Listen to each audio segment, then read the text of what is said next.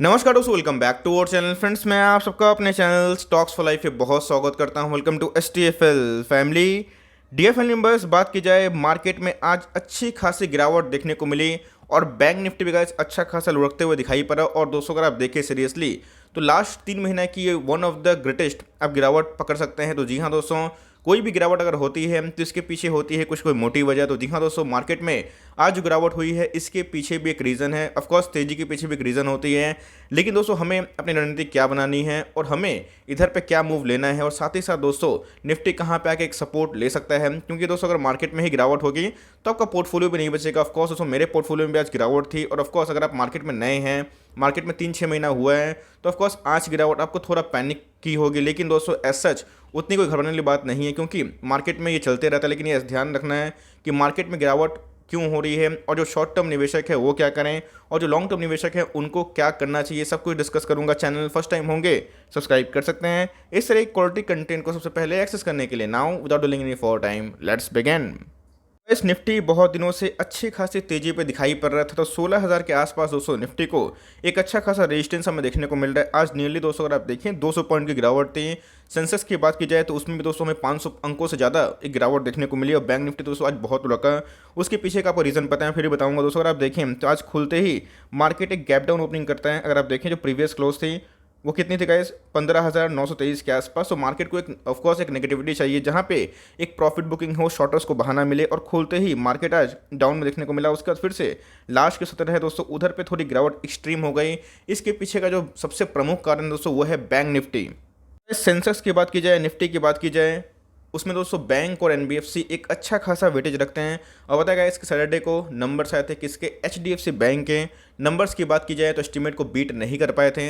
Yes, अगर आप year on year performance देखें तो ठीक ठाक थे, लेकिन NPA के फ्रंट में उनके NPA बढ़े थे। और दोस्तों कल मैं ट्वीट भी देख रहा था, तो जहाँ पे दोस्तों हमारे जो एक्स गवर्नर है रघुराम राजन जी, मिस्टर रघुराम राजन जी, उन्होंने बताया था कि ये जो रजिस्ट्रेशन का प्लान हो रहा है बैंक को लेके, ये अभी भी जल्दीबाजी है। और जिस हिसाब से अगर HDFC बैंक के NPAs बढ़ रहे हैं तो इससे दोस्तों छोटे मोटे बैंक की भी NPA बढ़ने के बहुत चांसेस हैं, और जो दोस्तों आने वाले टाइम में कंसर्न पैदा कर सकता है। जी हाँ दोस्तों, to be very honest, numbers खराब नहीं थे, लेकिन यस NPA के फ्रंट में थोड़े डिसअपॉइंटिंग थे। लेकिन याद रखिएगा Q1 के शॉक, जी हाँ दोस्तों, होता है कि बहुत जगह पर रीजनल लॉकडाउन की वजह से Q1 में थोड़े से डेंट हमें देखने की उम्मीद भी थी, लेकिन जो मार्केट के अनुमान थे यस दोस्तों प्रॉफिट में भी बीट नहीं कर पाए, और NP के फ्रंट में थोड़ी निराश मतलब जो प्रदर्शन निराशाजनक था, जिसकी वजह से थोड़ी दोस्तों आज हमें पिटाई देखने को मिली। और बैंक और NBFC के बहुत सारे शेयर्स में आज हमें अच्छी खासी गिरावट देखने को मिली थी। आप देख सकते हैं कि मार्केट ने रिएक्शन दे दिया HDFC बैंक को लेके। दोस्तों याद रखिएगा, जब भी मैं HDFC बैंक के बारे में डिस्कस करता हूँ, याद रखिएगा मैं भारत के नंबर 1 बैंक के बारे में डिस्कस करता हूँ as per the market cap, as per the brand. क्योंकि HDFC बैंक का कोई दूसरा विकल्प नहीं, इतनी बड़ी बैंक है कि भाई सारे PSU भी समा जाएं तो भी इसका मार्केट कैप ना ले पाए। लेकिन फिर भी दोस्तों मार्केट ने बताया कि उनको नंबर्स अच्छे नहीं लगे, उनको नंबर्स नहीं भाए। तो गाइस अगर Q1 के नंबर्स के पहले HDFC बैंक निराश करता है, तब समझिए कि बैंकिंग सेक्टर के और भी जो स्टॉक्स हैं, चाहे ICICI बैंक हो, एक्सिस बैंक हो, कोटेक हो, वहाँ पे भी NPA की इशू हो सकते हैं, जिसको लेके मार्केट ने एक नेगेटिव सेंटिमेंट जाहिर करा। और जहां दोस्तों बैंक निफ्टी में एक करेक्शन देखने को मिली, और जिसकी वजह से अगर आप देखें तो बैंक निफ्टी आज लुढ़कता हुआ दिखाई पड़ा।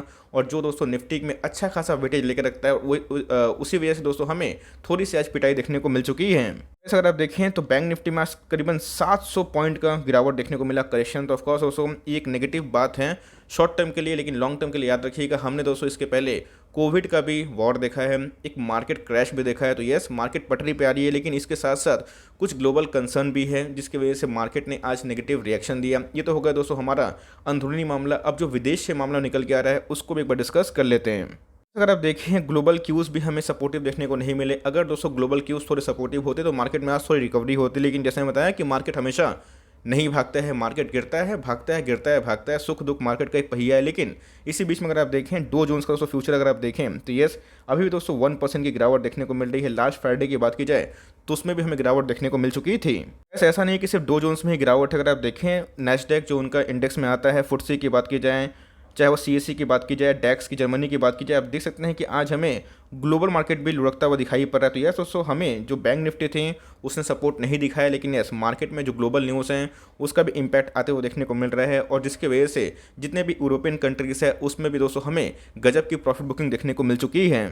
इसका जो मेन रीज़न है वो निकल के आ रहा है कि इधर पे कोरोना वायरस जो केसेस है वो यूरोप में बहुत ही ज़्यादा बढ़ते हुए दिखाई पड़ रहे हैं। जी हाँ दोस्तों, बताया कि थर्ड वेव अटैक कर चुका है। इंडिया में थर्ड वेव अभी नहीं आया, लेकिन मार्केट को अनुमान है कि थर्ड वेव जब आएगा इंडिया में वो थोड़ा घातक हो सकता है। लेकिन याद रखिएगा दोस्तों, इंफ्रास्ट्रक्चर हॉस्पिटलिटी में ये बहुत ही इंपॉर्टेंट रोल प्ले करता है। तो अगर हम लोग पहले से प्रिपेयर्ड रहे तो ऐसा उतना कम डैमेज मतलब होगा, मतलब बहुत कम डैमेज होगा। जो हम लोग पहले दोस्तों सेकंड वेव में अनप्रिपेयर्ड थे तो वहाँ पर डैमेज कुछ ज़्यादा हुआ। तो इसी बीच में अगर आप देखें तो थर्ड वेव की वजह से इकोनॉमिक एक्टिविटी फिर से स्लो डाउन हो सकती है, रेस्ट्रिक्शन लग सकते हैं और इकोनॉमी को वहाँ पर झटका लग सकता है, जिसकी वजह से यूरोपियन मार्केट से भी कुछ खास अच्छी खबर नहीं आ रही है और जिसकी वजह से गाइस थोड़ा सा ग्लोबल सेंटीमेंट हमें वीक देखने को मिल चुका है। जेरोम पॉल की बात की जाए, जी हाँ दोस्तों, chair of the Fed reserve हम देखने को मिलते हैं। तो उन्होंने क्या बताया है कि जो रेट हाइक हमें देखने को मिलेगा, जो दोस्तों उन्होंने बताया था कि जो एक साल बाद आएगा 23 के आसपास, वो दोस्तों पहले ही विड्रॉ कर सकते हैं। बताया कि मार्केट में बहुत ज़्यादा इनफ लिक्विडिटी देखने को मिल रही है। मार्केट में इतना लिक्विडिटी देखने को मिल रहा है, इतना डॉलर प्रिंट हो रहा है, इतना पैसे दिए जा रहे हैं बैंक को कि भैया आप अगले को पैसे दो, जिसकी वजह से अभी इंटरेस्ट जो रेट है वो बहुत ही लो है। लेकिन भाई कभी ना कभी तो उसको विड्रॉ करना पड़ेगा। लेकिन इसकी वजह से अगर आप देखें तो इनका जो मतलब मॉर्गन स्टैनली का मानना है कि ये एशिया को हर्ट नहीं करेगा, लेकिन फिर भी ये एक नेगेटिव बात हो जाती है बैंकों के लिए शॉर्ट टर्म के लिए, लेकिन लॉन्ग टर्म के लिए ऐसा कुछ इंपैक्ट नहीं होगा। लेकिन यस, इन सब न्यूज़ की वजह से मार्केट में आज थोड़ा सा पैनिक देखने को मिला। तो इधर पे करना क्या है वो मैं डिस्कस करता हूँ। निफ्टी का सपोर्ट कहाँ दिखाई पड़ रहा है उसको भी एक बार डिस्कस कर लेता हूँ। जैसे मैं बताया कि हमेशा मार्केट नहीं भागता है, मार्केट गिरता भी है, लेकिन हमें पता होना चाहिए कि मार्केट में गिरावट की वजह क्या है। इस वीडियो को बनाने का पर्पस यही है कि आपको न्यूज़ से अपडेट रखना बहुत ही इंपॉर्टेंट है और मार्केट गिरे तो उसी हिसाब से आप अप्रोच कर सकते हैं। यहाँ पे भी कैसे मार्केट गिरा था, मार्केट अगर आप देखें तो 40% के आसपास गिर चुका था। उसके बाद रिकवरी हुई और रिकवरी होने के बाद मार्केट ऑल टाइम हाई पे हो चुका है। तो इसी बीच में अगर कोई नेगेटिव न्यूज़ नहीं आती तो मार्केट हमेशा हरा ही रहेगा। लेकिन दोस्तों अगर नेगेटिव न्यूज़ आती है तो मार्केट को एक मौका मिलता है कि प्रॉफिट बुकिंग करने का। तो लॉन्ग टर्म जो इन्वेस्टर है उनको एज सच कोई पैनिक वाली बात नहीं है। हर एक डिप्स उस उधर पे ऐड करना है। अच्छे क्वालिटी स्टॉक में जिनके चार्ट अप ट्रेंड में है, जिनके फंडामेंटल सही है, जिनके बिजनेस में मोट है, जिनके बिजनेस में बहुत ही कम डेट हैं, इस बात को ध्यान रखिएगा। लेकिन ये जो शॉर्ट टर्म इन्वेस्टर्स हैं उनके लिए दोस्तों वीडियो बहुत ज़्यादा इंपॉर्टेंट हो जाती है, क्योंकि दोस्तों अगर बताया कि शॉर्ट टर्म हमेशा जो इन्वेस्टर होते हैं उनको अपना प्रॉफिट बुकिंग टाइम टाइम करना बहुत ही इंपॉर्टेंट होता है और उनको पता होना चाहिए कि नेक्स्ट सपोर्ट कितना है। तो जी हाँ, 15,700 के आसपास निफ्टी को एक सपोर्ट देखने को मिल रहा है। अगर उसको ब्रीच करता है तो 15,600 से लेके 15,650 ये दोस्तों अल्टीमेट निफ्टी के दो सपोर्ट देखने को मिलते हैं।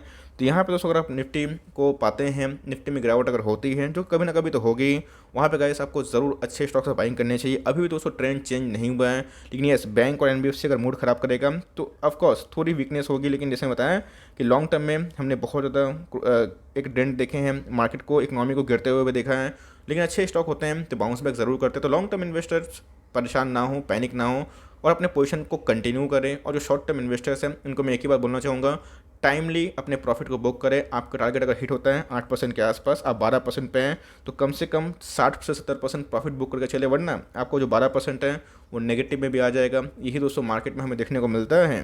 वैसे आज मार्केट क्यों गिरा, इसके पीछे की क्या खबर थी, क्या लॉजिक था, मैंने बताया। लेकिन हाँ, मैंने क्या बताया दोस्तों कि जो बड़े बैंक होते हैं वो सर्वाइव कर लेंगे, तो छोटे मोटे बैंक जो पीएसयू है उससे निकलिए अगर आपको बुल फेस की रैली मिल रही है। लेकिन यस, जो अच्छे बैंक है उससे बने रहें और चाहें तो अच्छे क्वालिटी वाले बैंक जो भारत के टॉप 3 टॉप 4 बैंक्स हैं उस पर आप SIP कर सकते हैं फॉर लॉन्ग टर्म, क्योंकि हमेशा ट्रेंड एक जैसा नहीं रहेगा।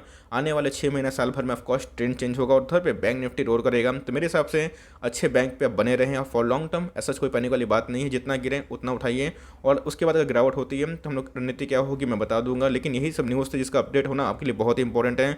तो आई होप दोस्तों ये वीडियो आपके लिए हेल्पफुल है। कंटेंट से तो लाइक कर दिएगा, चैनल फर्स्ट टाइम होंगे तो याद से सब्सक्राइब करना भूलिएगा। फर्दर कोई डाउट है उसको ड्रॉप कर सकते हैं, कुछ को रिव्यू चाहिए उसका नाम ड्रॉप करना भूलिएगा। I would love to make a video on your demand guys. मिलते हैं जल्दी, तब तक के लिए bye. Thanks for listening friends, God bless you all.